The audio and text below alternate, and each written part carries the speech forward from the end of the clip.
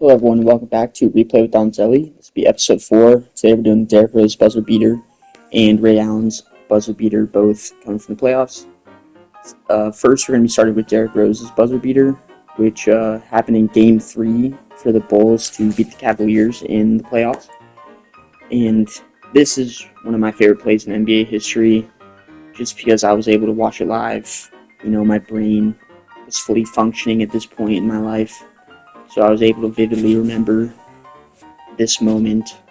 And even though I believe we went on to lose the series, this was such an insane game and a moment I'll never forget, especially because we didn't get many other moments like this with Derrick Rose because of his unfortunate history with his knee and his issues there.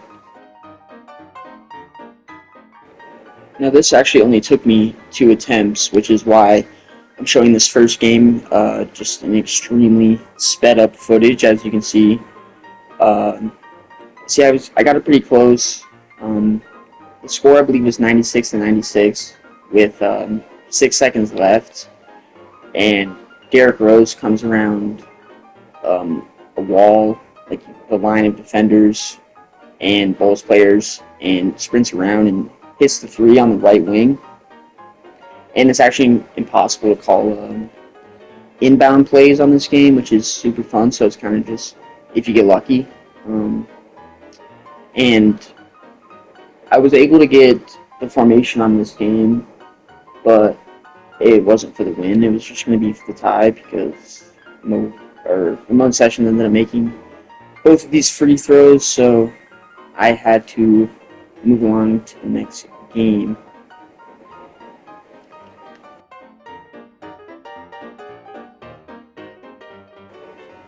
Derrick Rose is one of my favorite players of all time, just because of some of the reasons I already said. I was able to watch him. Obviously, I love Michael Jordan as a Bulls fan, but I wasn't able to grow up watching him, so being able to watch Derrick Rose in his prime is really something special, and it's incredible that Chicago's had these two like once-in-a-generation type players, one better than the other with Jordan, but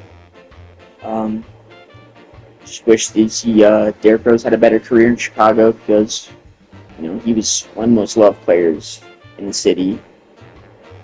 His legacy will live in Chicago forever. I'm sure he'll get his jersey retired here soon. Another story that I love hearing about all the time, which some people might think it's rigged for Chicago, but I don't really care. The Bulls had a 1.7% chance to land the number 1 overall pick in the draft, where Derrick Rose ended up being the number 1 overall selection out of Memphis, and the Bulls ended up winning the lottery with a 1.7% chance and selecting a kid from Chicago, and he ended up winning the youngest MVP award ever. So he'll always be remembered in Chicago, and there is the game-winning buzzer beater from Derrick Rose to beat the Cavaliers in Game 3. Now, I feel like if you know anything about the NBA, if you're a fan of the history and some of the facts and stuff like that, you'll definitely have heard and seen this shot. It is one of the most iconic calls in any game ever, from Mike Breen letting out the three-pointer James, won't go, rebound Bosh, back out to Allen, and then screams bang, which I don't have the voice for, so I'm not even going to try, but Mike Breen did, and that call will always be remembered. I do not like LeBron at all. I'm a big Jordan is the GOAT guy, so it's tough for me to like LeBron plays, but just the energy in that arena and the energy that Mike Breen brought to that call especially just made it even better. And dive in a little bit about LeBron James here. He's a consensus top 2 player in NBA history. He was drafted straight out of high school from St. Vincent St. Mary's in Akron, Ohio, and he was just like Derrick Rose. He was a hometown kid. He ended up getting drafted by his Cleveland Cavaliers, and He has won 4 NBA championships with the Cavaliers, the Miami Heat, and Lakers. Won 4 MVPs, 2009, 2010, 2012, 2013. 4-time Finals MVP. So in all 4 Finals wins, he has won Finals MVP. He's named All-NBA team 13 times, first team and All-NBA second team 3 times. Selected the All-NBA defensive team 6 times. Won gold medals in 2008, 2012, and 2024. And he is the all-time leading scorer in NBA history. So those are just to name a few stats of LeBron James' career. Next, I am going to have to dive into the GOAT debate.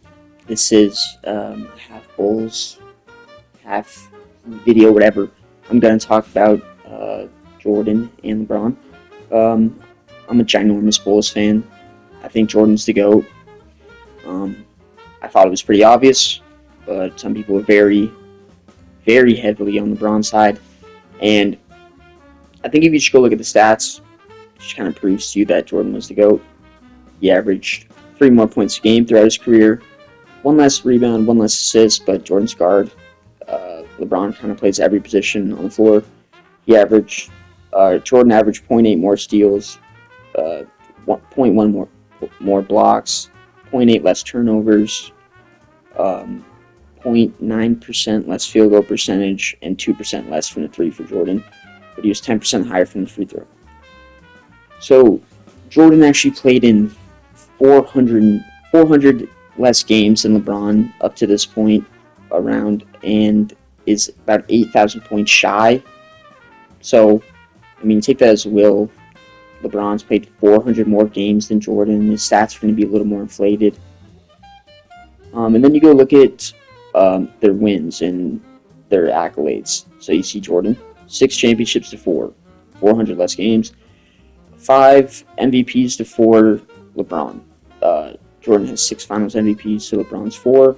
Jordan has 11 All-NBAs to LeBron's 20. Jordan has 9 All-Defenses to LeBron's 6. LeBron has 6 more All-Star appearances, and Jordan has 9 more scoring titles. So, I mean, I think if you take into account that Jordan is a 30-point-per-game scorer over his entire career and won 6 championships, didn't lose a single championship when he got to them, and won all 6 Finals MVPs, I don't think you can almost make much of an argument besides, LeBron being the all-time leading scorer, but then again, he just broke it with 400 more games than Jordan, who averaged more points per game throughout his career, so take that as you will. And let's get into the LeBron side. Obviously, you got LeBron being the all-time leading scorer. The level of durability that he has put up to at this point has been incredible. I mean, he's played 20-plus years in the NBA at this point, and, I mean, his level has diminished, but it hasn't diminished to the amount of a normal veteran would at his age. I'd probably say his best years were in Miami with the Heat. He was averaging 27, 8, and 7 on a 64% true shooting percentage, which is just absurd. And he was making 40% of threes, which is a beyond career high for LeBron. You could argue that, or you could definitely say that LeBron is a better playmaker than Jordan, and the amount of time that LeBron has played in his career, 400 more games, it adds and subtracts, I'd say, to his GOAT debate, just because his stats do get a little more inflated, but it is also incredible that he's still playing the level that he is at his age, over 20 years in the NBA.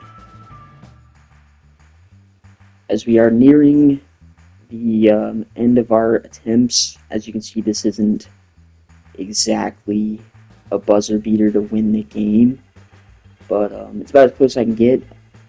I tried getting the buzzer beater many times